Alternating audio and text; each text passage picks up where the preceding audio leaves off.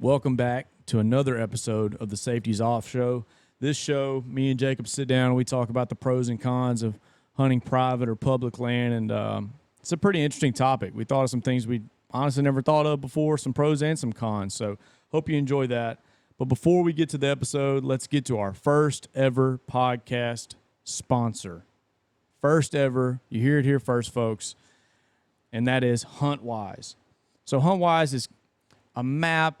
You know, on the very basic edge of it, it is a map where you can see landowners and, maybe where creeks are and ponds are and this and that, and maybe the topography. I hope I'm saying that right. You can see where hills and whatnot are.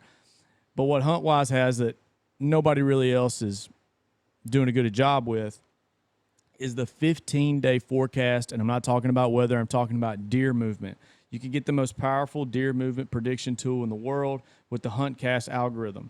You can plan your hunt with a 15-day forecast of peak movement times. So there's no more sitting around and just talking about, hey, I wonder if the deer are going to move tomorrow. Boom, you look at the HuntWise app. It's going to be able to tell you, you've got a 50% chance or a 20% chance or 80% chance of seeing a deer tomorrow. So it's pretty awesome. Use code KCO20 at checkout. I recommend go ahead and get the year trial. That way you can scout and use it in July and June or whatever. You're not going to be disappointed. Like, honestly, it's something I used before that they were a part of the podcast. I found it and immediately downloaded it and set me up an account and then talked with the company. So check them out. Use code KCO20 at checkout. Bro, I almost caught that one.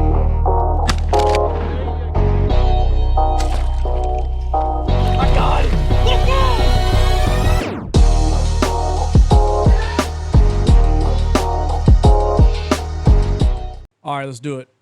We're going to talk pros and cons of hunting public and private land. We're going to start off with the pros or the cons. Let's go the pros. All right, pros of... Let's go pros.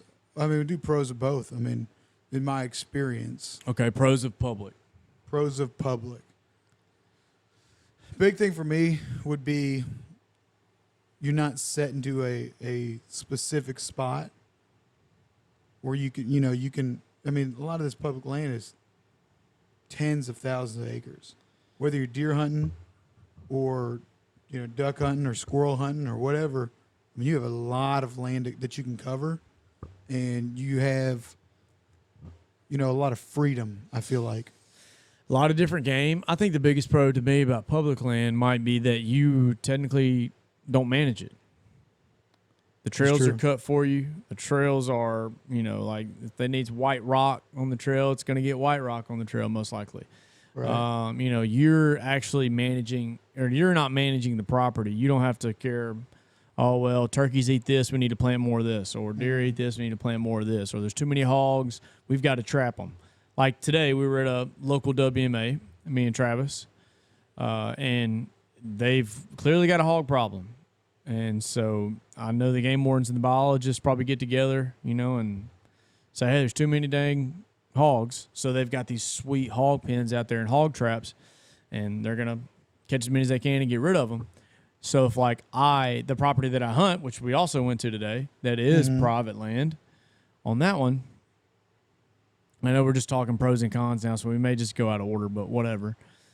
It sucks because I've got hogs on that land. I don't own a trap. It costs a ton of money. And so, I'm sure I'll check my phone in a second. I'll have pictures of hogs eating my corn. Now it's on you to have to manage. There's nothing I can do about it.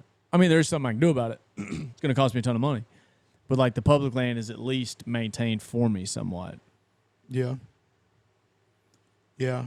I mean, another pro, but a huge pro of public land is free. Free 99. $7 or whatever for the WMA license or stamp, and I guess our tax dollars are going towards it. But this is in Louisiana. I guess specifically, how much of my taxes go into public land? Probably what, $10. Well, you don't pay your taxes, so that's true. That's the first. If you don't pay taxes, it's free 99. It's free 99 for you if you don't pay your taxes. And if you don't buy that WMA license and you roll the dice, I think $3.99. you get your WMA license if you have your lifetime in Louisiana. So if you have your lifetime in Louisiana, you're good. Or maybe it's 10. I think it's 10. It's not a whole lot. But I think now, which we think we talked about this on a previous podcast, maybe not. Justin was telling me that if you want to camp at a WMA, you have to have a $7 camping permit, which I think is silly. And I want to ask, we have an insider, the Captain Game Warden. I want to ask him why that was voted in. Y'all really need money for that? You really need the $7 from everybody? Well, I mean, the camping ones with camping that we know, like, are they maintaining? I mean, I guess you got to pay somebody. You got to mow. You got to pay. They already do pay that. somebody to clean the bathrooms or whatever. But There are no bathrooms. not at Loggy. Yeah. Majority of the, I've never seen a bathroom at a WMA. You've never seen a bathroom at a WMA. There's a bathroom? But there's an actual campground there. Yeah, okay, yeah. There's an actual campground. Okay. Where With you like spots. RVs and stuff. So, like, what you have in your head is Loggy, where it's just a field. Yeah. And people just pitch a tent out there and stay there for Yeah, or like Wham 2 Break weeks. or stuff like Wham that. Like, Break. yeah. Yeah. Those would not be, you're not going to find a porta potty there. You wouldn't want to use it. Dig a hole. Dig a hole. Yeah, you'd be all right. Find you a tree. Find you a good laid down tree and hope you got socks on, which you should. No, I guess it's for another episode. We might do a review video All right, thanks. God help us. on something like that. Okay, good deal. Any more pros to public that you can think of? The management is the huge thing to me. Mm-hmm. The maps, the appropriate maps that you can just get Maps. for free when you get there, like, you know, that are already like, hey, this is this acreage, this is planted in this. Now, what our state doesn't do, because I honestly don't know. I don't know if it's like laziness or we just don't do it or what, but like hunting, you know, if I hunt private land, I may not know what's out there unless I have a ton of trail cameras, which you probably do, understand. But in Kansas, when we went a couple years ago, those places that were catering to waterfowl told you how many ducks and what species and how many were there and were they, believe it or not, nocturnal ducks. Remember at that point, they basically, like our deer here, they had gone nocturnal. So they kind of give you their input on it, which is like incredible. Yeah, we could call up the biologist or whatever. We just looked on the internet and we were like, hey, let's go over to, you know, whatever WMA. It says it has more birds. So we went down there and hunted. But a lot of times if you call, you can call, talk to the biologist or whatever, and they'll be like, hey, you know, it's kind of down this week. I'd kind of wait till next week. Like John would call up to Kansas and be like, or Red Slough in Oklahoma and be like, what's it looking like? And he'd be like, you know, he'd give him the numbers because it wasn't posted online. Right. He would give him, I think he would even text it to him That's wild. and tell they him tell you what the how- migration looked like. They tell you the success rate and stuff too. Mm-hmm. And I think Colorado does that for elk. So why don't we doing that? Just- Don't say it. Laziness? No. It's just dumb. Okay. Yeah, that's what I called you last podcast. I'm sorry. Yeah, so I think that's Yeah, most of the pros. Pros I are going to mean, be, I mean, just so much availability. and it's all maintained for you. It's all maintained for you. It's free. We've said the same thing like 3 times, but that's it. And, yeah, I mean, you get free reports Yeah. and all that. So pros of private are it's private. Private, you don't have to deal with anybody else. You go to your deer stand, no one's going to be in it. You go in your duck blind, no one's going to be in it. If they are, you can call the law and get legitimate help. It's you customize how it's maintained too. Correct. Maybe I like hogs, Yeah. you know, or maybe I want more hogs, so I try some techniques to attract more hogs to my land. Right. Yeah. That and then like maybe you think that, you know, deer really going to eat something different that year. Like you really want to plant, you know, something in the off season. You want to plant whatever in the off season. You want to actually grow peas, pick peas, and let the deer eat them. I have no idea. You want to grow corn, whatever. Mm-hmm. You know, you want to hunt different types of species whenever you want. You know, if you want to rifle hunt on any day, because you can rifle hunt whenever you want on your private make the land. rules for Yeah, you make the rules. and you can manage the herd. Right. You know, for deer or whatever, you can manage the herd that's on your property. Of we're not going to shoot Yeah. anything less than a 4.5-year-old deer. Right. Or And then if it's your private land that you own, you're the only one hunting, like, you're going to kill whatever deer you want. Whereas in public, it's good luck. I might kill it. You might kill it. Never know. It's fair game. That's a huge thing about private. And like I'm not a snob by any means, but like a private land snob, especially duck hunting. Like you go public land hunting, holy cow! Like you're racing people to the spot. You're getting up early. It is wild. You got to make sure you got everything. I mean, I've told my horror story a million times about me losing a gun, but like that was because I was worried about beating other people to the spot. Mm-hmm. You know, like you're hunting private land.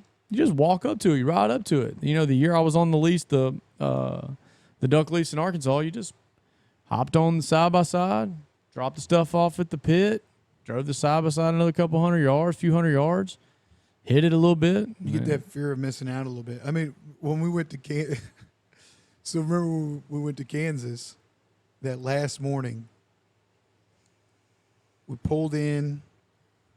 I remember I think we got there early. I think maybe we were even somebody was taking a nap or something. Okay. And that truck came barreling down, and those two dudes hopped out. I remember John looking at me and being like, "We gotta go." Yeah. And we ran out to get out there.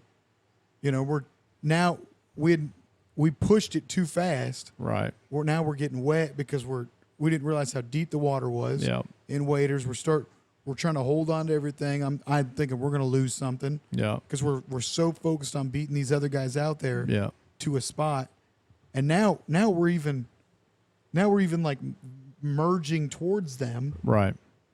To try to beat them because we think, oh, maybe that's the spot. Because we saw them. Now maybe I'm having like FOMO, fear of missing out. I got to get over there with them.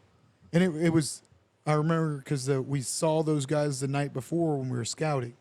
We were both sitting roughly in the same area with binoculars, watching them come down into rest.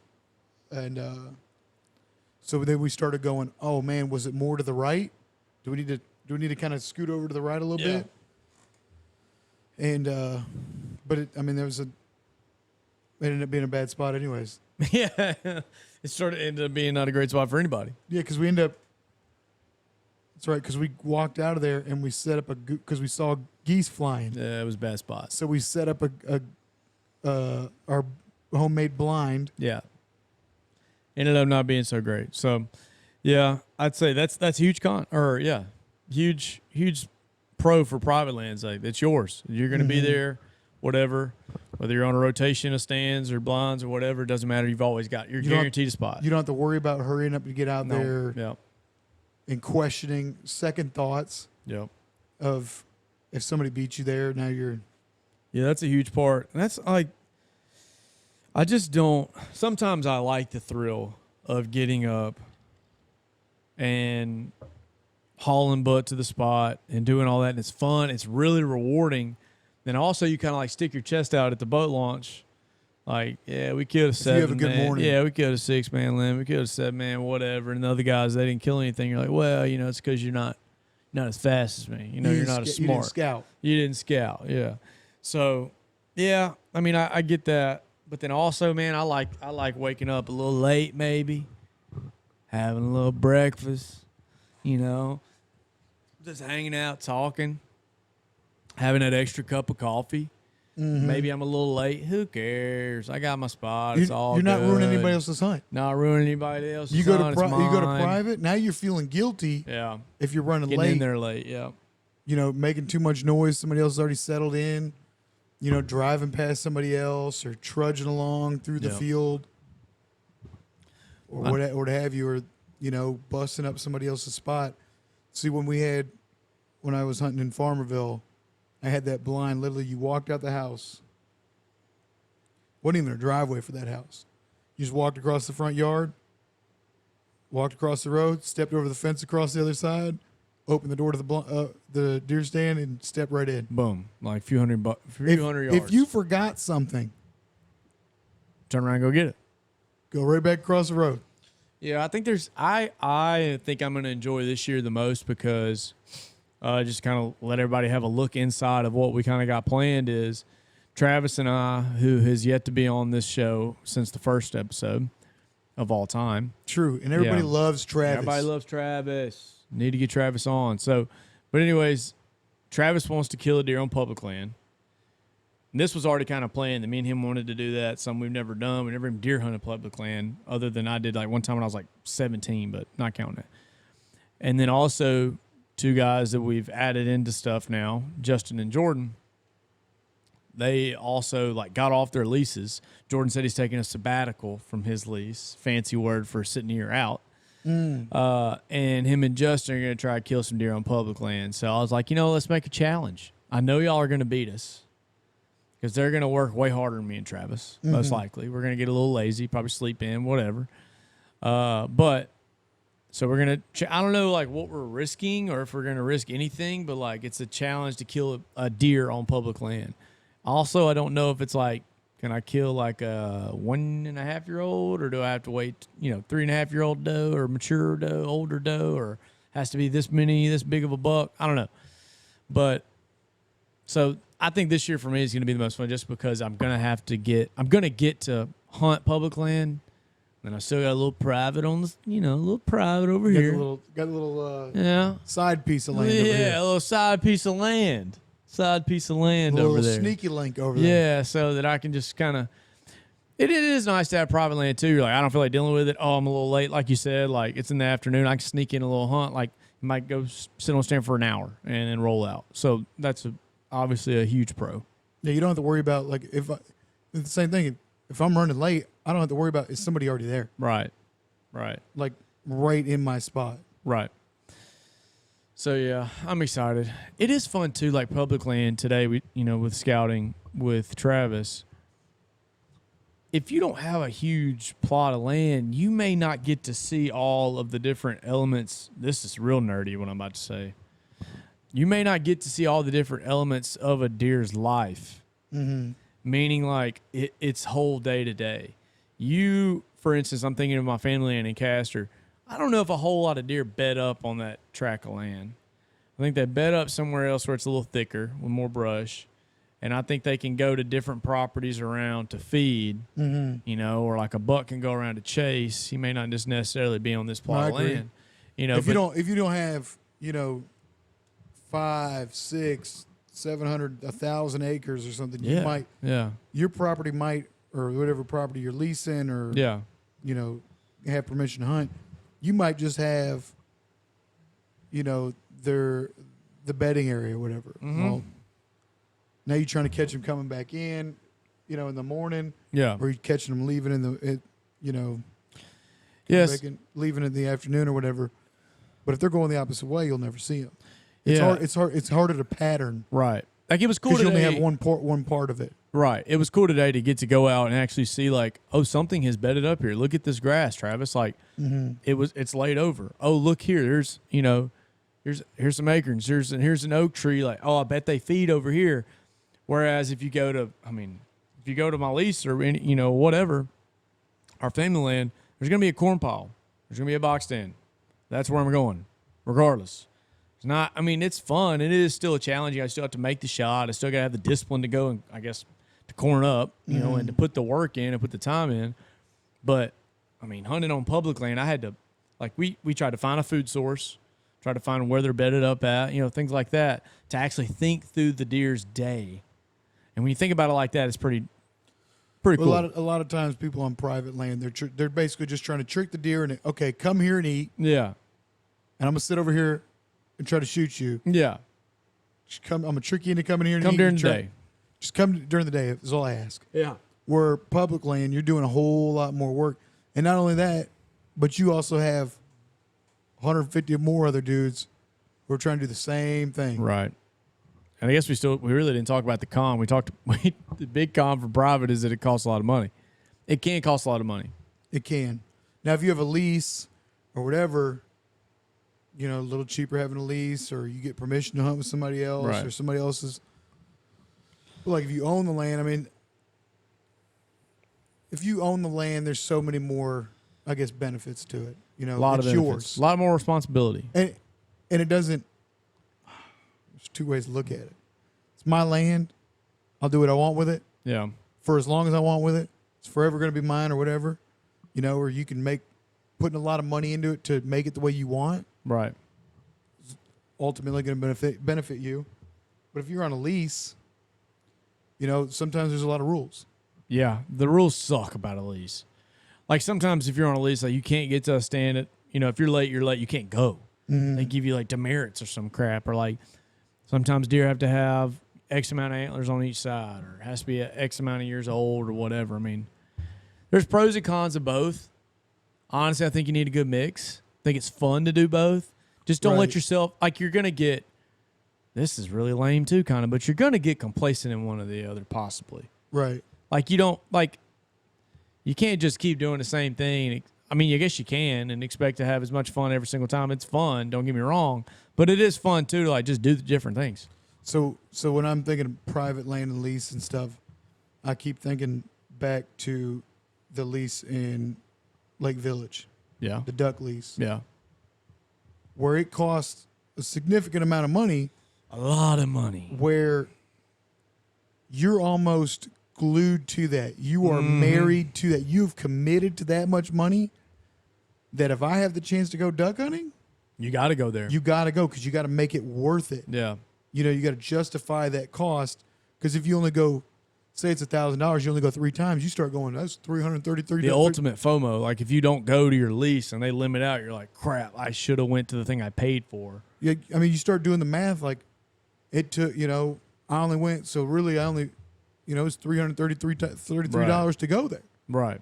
Or for plus per the hunt. License, plus the gas, plus all the other stuff. It gets wild. So you're married to it, or you feel like you have to be there all the time, where then you're going to miss out on some other opportunities where you got a buddy that's like, hey, man, we're going to Loggy Bayou WMA this weekend. Yeah. Going to go shoot some wood ducks. And you're like, man, that does sound fun. Yeah. But what if they limit out after I've paid all this money and I haven't really seen a whole lot this year? You would hate yourself. Yes. Do you think that which I've only hunted public in Kansas and here, and well, no, let me turn your mic off. He's about to sneeze. Sneeze, hurry. Oh, that was weak. Unmuted you. Do you think that Louisiana has the worst public hunting situation of anywhere you've ever been? Because you've been Michigan, Kansas, here, Oklahoma, Texas. Oklahoma. I wish we did the waterfowl thing. I wish they said like I'm trying to think of like the place in Kansas was Neosho. I wish they said it like that, like Neosho. It is currently holding 5,000 mallards, 2,000 pintail, 500 this, whatever, blah blah blah blah blah, and they're doing this and that. Like I know everybody listening is probably like duh, you want that, but like if somebody else is doing it, why can't we get somebody to do it? If they're just going to tell me there's no ducks, that's fine. Tell me there's no ducks. I won't go. It would minimize the hunting pressure probably for the rest of us. That's true. But also I'm thinking I like it for if I'm traveling. I love it. Absolutely. But if I'm here, I don't want a whole bunch of other dudes just showing up that week. I mean, yeah, it's pros and cons. It's literally that's the opposite of what I just said. But I mean, I understand that. But it would just still be kind of cool to figure it out and be like, yeah, we're going here. Like, let's all go there. Like, I don't know. I will say, like, to Bodcall, that's 30, no. It's like 45 minutes. Well, how many acres is it? It's a. Oh, I thought you were going minutes. I don't know. It's a lot. It's like. It's huge. Miles. Yeah. Maybe 100%. like 2 miles across. 10, 15 miles. Yeah. Up and It's down. huge. You could go, I mean, there's the one road we go into to our little secret duck spot. Secret. Where you see 5 or 6 trucks in the morning that are deer hunting. Right. You might see 2 to 3 duck hunters on that specific area. Yeah. Really, there's not a whole lot of pressure there. Yeah. I mean, now you hear them. That is kind of a con for the public land. Yeah. Is if somebody else is getting after him, you're sitting there going, man, we wasted our morning coming here. Also, there's not a whole lot of pressure anywhere here because we don't have a ton of ducks. That's true. You go to Monroe, Mississippi. It's going to be opening weekend. It's going to be crazy. Yeah. The next week is going to be a little bit less because people are going to strike out opening day. Yeah. They're going to go the next weekend. They're going to strike out again. And then after that, it's pretty tailored off. And they get everybody we all go, oh man, it's just got to get colder. Got to get that cold front coming. Yeah, it's 100% what happens. I agree. Man, but there's going to be pros and cons of everything.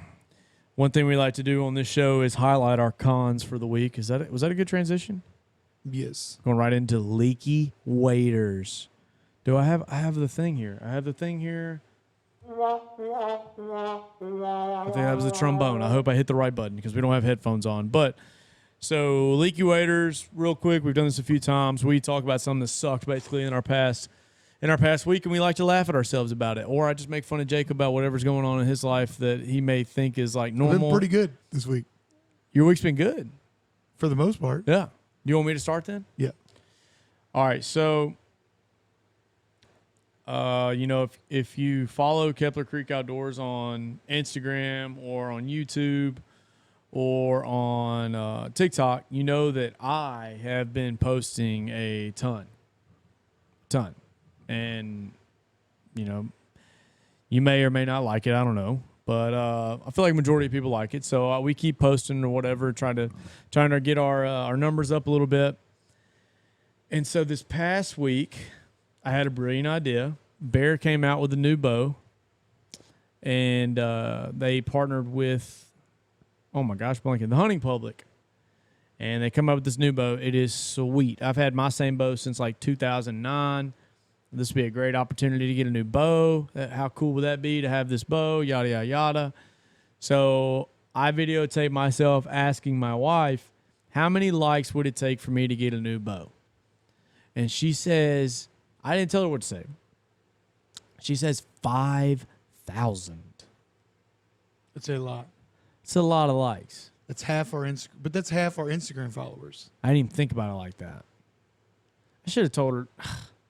Anyways, my leaky waders is, I thought I was going to hit it. Bear Archery reposted it. PSE Archery reposted it. Barstool Outdoors commented. They got over 1 million followers. Crap. I think like Tinks, the official like doe estrus and stuff, lure and scent and stuff, reposted it. Dirty Duck Coffee reposted it. I mean, tons of big accounts reposted it. And then little people too. We appreciate everybody.